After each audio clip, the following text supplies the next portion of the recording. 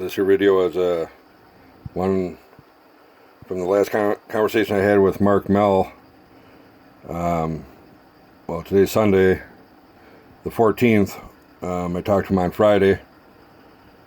So that'd have been the 12th. Like I say, today's Sunday the 14th, but I just want to at least throw a couple of these out there quick, because I got a feeling, I don't know, come tomorrow, Monday, that things might be a little different. Probably be getting whatever, a knock on the door, and I don't know, who knows what'll happen from that point on. But at least do this one quick with Mehl. Maybe I'll just do one quick, you know, to at least have everything down there, that where everything sits in case something occurs tomorrow or whatever. But anyways, it's a neat little saying thing I found off someone's Facebook thing. Makes a lot of sense. Here's another one that I liked. I mean, it couldn't be any more true, you know what I mean? Not too much into the history part or that part of schooling, nor was I, but you know, if Thomas Jefferson was maybe president or something or whatnot, I mean, if someone like that of some kind of importance, I mean, you know, to say something like this, I can't really verify actually if that was one of the quotes he's ever made, but if not, I mean, he ain't around to at least fucking ask about that, but definitely like it. And of course this one was on good old Tim Maltzy's, you know, that albino fat rat fuck. This is his Facebook page, you know what I mean? The individuals, you know, suspects of committing the recent shooting there at Mall of America, they were apprehended yesterday afternoon in Chicago. Yep.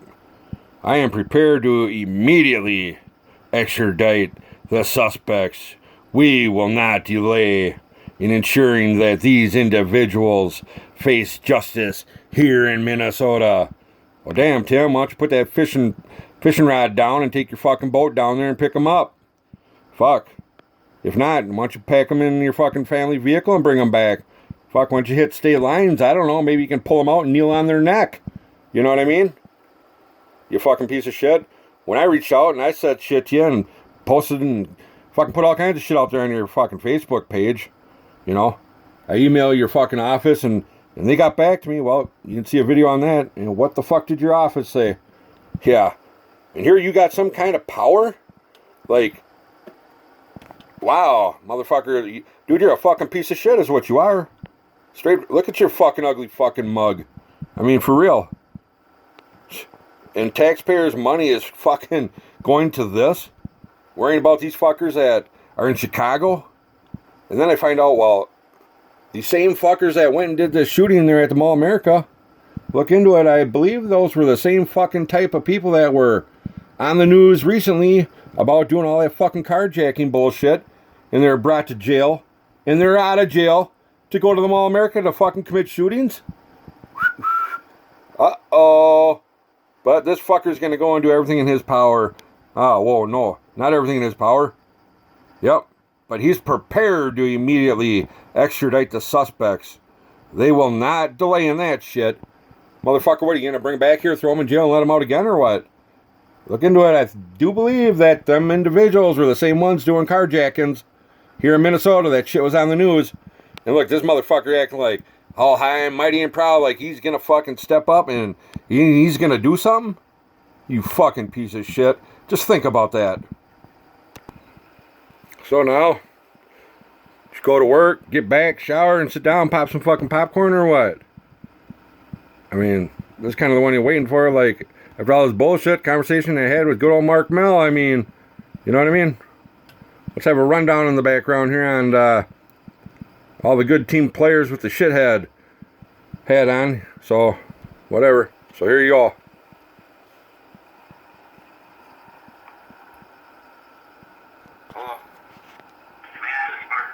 Yeah. So you're not interested in trying to meet?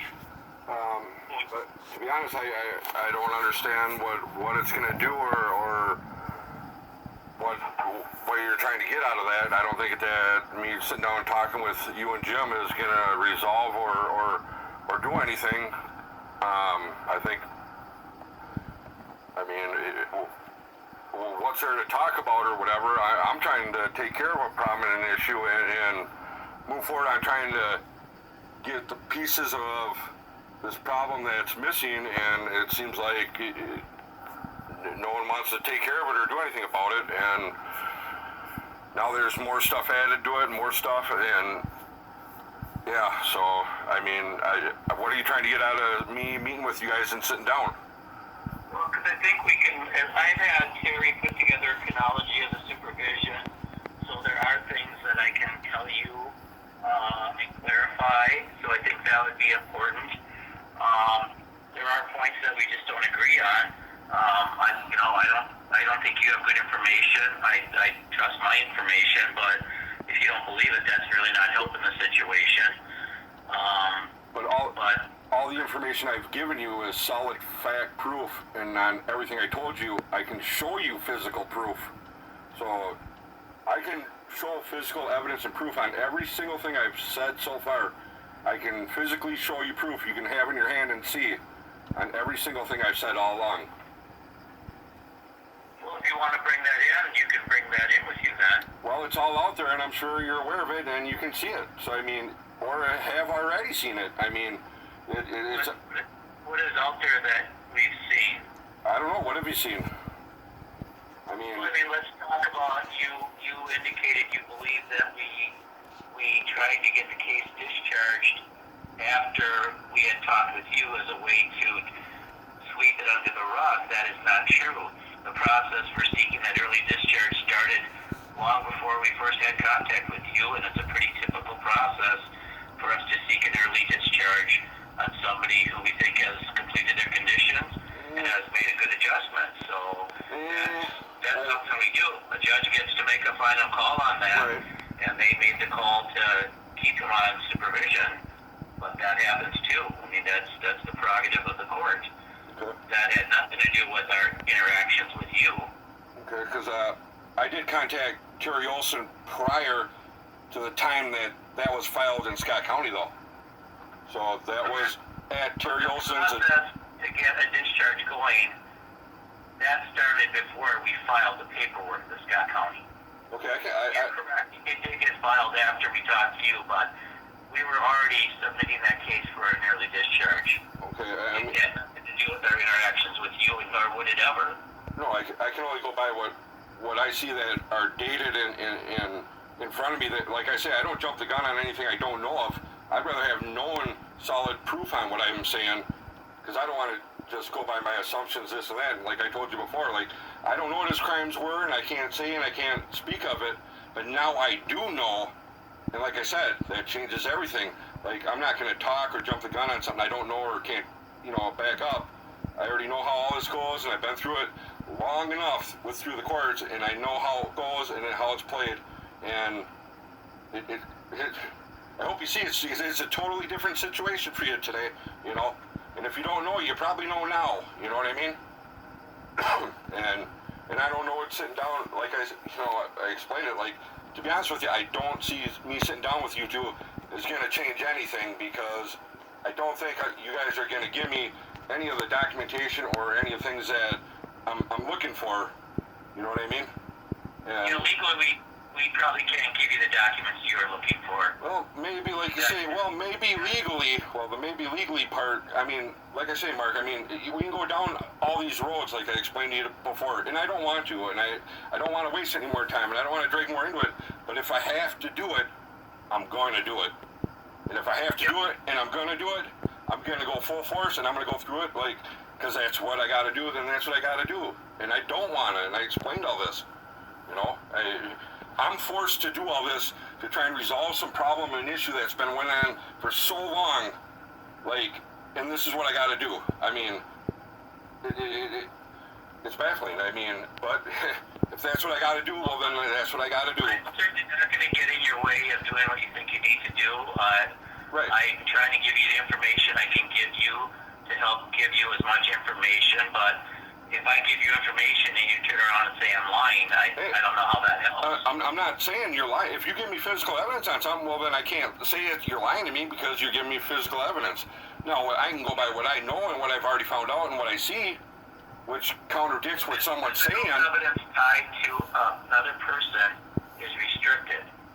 We can't just give you documents related to somebody else. It's protected by data privacy laws. Well, I think some of it, like if my daughter's 18, they did an assessment when she's 18, I should be able to get information about that. Yeah. Or and I don't even understand that. I'm not aware of any assessment that was done when she turned 18. Well, apparently you guys did an assessment when I brought it to your attention. When who brought it to her? No, that's not true. Well, that's not good information. Is that something that you heard? You talked to Scott County, or? Right. They straight up told me that you told that Molly that you guys did an assessment when I brought it to your guys' attention, and that you found no grounds, whatever. That's what you told her, is what she told me. I didn't talk to Molly. My boss, Jim Scoville, talked to Molly. Right. Well, I'm just letting you know what she told me. Just so we're clear here, there was no assessment done after you contacted us. Okay. There was nothing done. So Right. I'm really not sure where the miscommunication happened, but that did not occur. Well, there seems to be a lot, and I'd just like to resolve it and move forward. Like, all I did is contact you in the very first place to just figure out one problem on why was I never notified or contacted about. And you see how many roads I had to go down to, and we're right back to this now? Like, 100 things piled on top, like, you know what I mean? And I'm still going to tell you, from our very first conversation, I told you, I think it was a miss that you were not contacted, that you had joint legal custody, and that was a miss. Now, we got information that you had, in reviewing my records, we got information that you were not involved at all. That was the information we had. I mean, I hope you understand now, Mark, like I'm going to push every issue I can, and I'm going to do what it is legally. I won't cross no line. In my whole 18 years of dealing with this issue with trying to just see my own daughter, like I said, only one time I got an OIP violation for saying, tell my kid Merry Christmas in the courtroom. I said that to Chrissy in the courtroom. I was handcuffed, going to jail, like I explained this to you, and it's solid physical fact proof. That's the only thing I've done in like 18 years. Can you believe that? I shit you not. And I'm sure you see that proof now. There is no other anything. So my 18 years of how I've acted and how I've dealt with this, and whether I was out of control or all these allegations, I think 18 years of a consistency of the only thing I've done is an OIP violation. Hey, at least tell my kid Merry Christmas. That shows a lot right there. You know what I mean? Hey, Matt, can you tell me why do you think it was helpful to pull somebody's personal information on YouTube? Why is that? Because I need to document this stuff, so it ain't just a conversation I have with you, and I bring it up down the road and be like, hey, I had this conversation with Mark, and then all of a sudden, oh, that was never said, just like I brought up, hey, that's what Molly told me, and now you're telling me, I never said that to Molly. Well, now I can prove. You see what I'm saying? I talked to Molly, so I could not have said it. But okay, but you asked. Wait. He never said it either. Right. But you asked me, and I told you why I did. You understand that, right? Because now Chrissy, now she went and contacted the police. Now trying to press charges on my mom, and now the officer advised her to take me back to court to raise a OIP longer, so it's a longer period of time I would be able to have anything to do with my daughter. I mean, she's destroyed any kind of relationship I can have with my daughter, and everything she's done and said is just talk. She has no physical proof on anything she's saying. She's just saying it. Everything I've said and everything I do, I can show you physical proof in your hand that's undeniable stuff. And I've always had that all along from day one going through all this stuff. Not with just you, but from the beginning of the stuff with my daughter. And it's always been disregarded. And I said, hey, I'm going to go in the courtroom. I'm going to be honest. I have nothing to worry about. You can look it up. You see how many times I filed papers taking her to court just to see my daughter? Crazy. Well, no, that is crazy. I'm not aware of all of them. I'm aware you've done that, yes. that's how much I care about my daughter. Like I told you, my daughter was my heart, and like, I went in there and I was honest, truth. I didn't cause problems. I wasn't slinging mud. I showed everything, being honest up front, and I had faith in the court, and I wasn't worried. And I told my mom, like, you know what? I have nothing to worry about. I'm gonna walk in there and I'm gonna be honest and I'm gonna show everything. And the judge just disregarded it. Told me if I wanted any rights, blah blah blah, pay my child support, maybe I get rights, and it blew me away. I've lost so much trust in the court system from going through all this. Like it's wrong. And like I said, times are changing, Mark. This is going to show how times are changing. Trust me. It's going to show. All right. You know what I mean? I appreciate your time, though. And I'd like you to, if you want to reconsider meeting, certainly willing to do that. We've certainly gathered information that we could clarify things I told you. So we're willing to do that. Hey, I've been always willing from the start. I know that. Let me know. You also asked for our Jim's boss. So that's our director. Right. And I want to give you that name and phone number. Yeah, please. So her name is Suwana, Suwana. Okay. Kirkland, Kirkland. And her office number is 651-554-6065. Okay. And she's out of town, so you might want to wait till middle of next week. Yeah, that's fine. I mean, I got a long weekend anyway, so I mean, I appreciate you getting back to me, and I feel bad that I got to address you like this, and you know, we're both kind of conflicted on in between all this, and I'm sure you're probably a decent person outside of work, and I'm not saying you're a bad person at work, but I don't know, I hope you just understand what my intentions are, and it's not, I'm not doing this to cause problems or to be hateful or to I hope you understand that part. And I understand you're angry, and I get that, I understand that. And you understand, like, I think it would be beneficial to do things like you have a social worker's home address and number up there. I don't think that's really part of this. I think it would be reasonable to take that down from I your... think a lot of things are not reasonable or a part of all this, you know? And I never wanted to deal with anything. All I wanted to do was resolve, like, why I was never informed about seeing. That would have changed an aspect of my life. I'm telling you, Mark, I wound up in a psych ward. I wound up trying to commit suicide because I couldn't deal with the court when I was doing everything legally and right, and they threw my shit, like, out the window, like, and threw more on top of my back. Like, I was stripped from everything I had, and I was empty in life, and all I had left was just dying because I could not see my own kid. Like, there was... To hit that point in my life, I'm lucky to even be alive today, to be pumped on meds and forced to take them because I had a court commitment, Jarvis, on me, and then on top of it, Chrissy goes into my medical records, and I mean, like I said, Mark, the only thing I've done in 18 years is at least tell my kid Merry Christmas. And now I read about how my daughter thinks of me and looks at me when I haven't seen her since she was 1, and all the shit I went through to fight the courts and show. I hope you just understand, like, none of this is, that's all I care about, and I don't want to go down more roads. Do what we can do to help you where we can. Again, that's the purpose, to try to get together and meet. But that's up to you. I mean, you make that call, and I even threw out if you are more comfortable bringing somebody with you, be that your mom or whoever you want to bring a second person.